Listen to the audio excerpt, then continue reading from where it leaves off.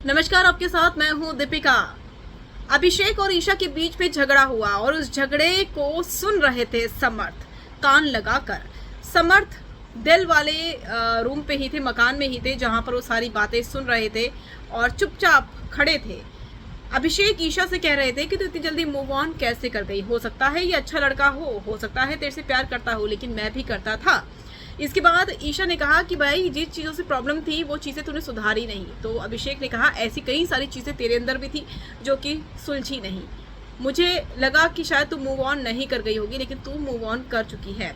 और इस बात को जब समर्थ सुन लेते हैं तो समर्थ और अभिषेक के बीच में जमकर झगड़ा हुआ और समर्थ ने कहा कि आंखें नोच लूंगा मैं तेरी अगर तूने ईशा के साथ बदतमीजी की या ईशा से बात की। ईशा आज मूव ऑन करे या 2 महीने बाद करे, तुझे इससे कोई मतलब नहीं होना चाहिए। ईशा चाहे तो इस घर में रह सकती है और तू उसे कुछ नहीं कहेगा आज के बाद। तो ये पहली लड़ाई हुई है समर्थ और अभिषेक के बीच में ईशा को लेकर, क्योंकि समर्थ ने सारी बातें कान लगाकर सुन ली थी और उन्हें ये चीज़ें बुरी लगी।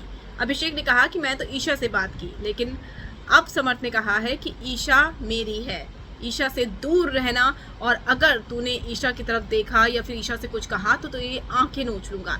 इस बीच बचाव में घर वाले भी आ गए।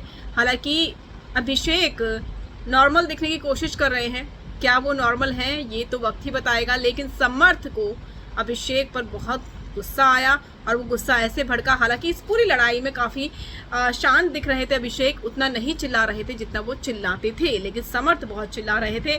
और इस बीच बचाव में ईशा समर्थ का साथ दे रही थी, क्योंकि वो समर्थ की गर्लफ्रेंड है और बाकी घर वाले अभिषेक को भी संभाल रहे थे।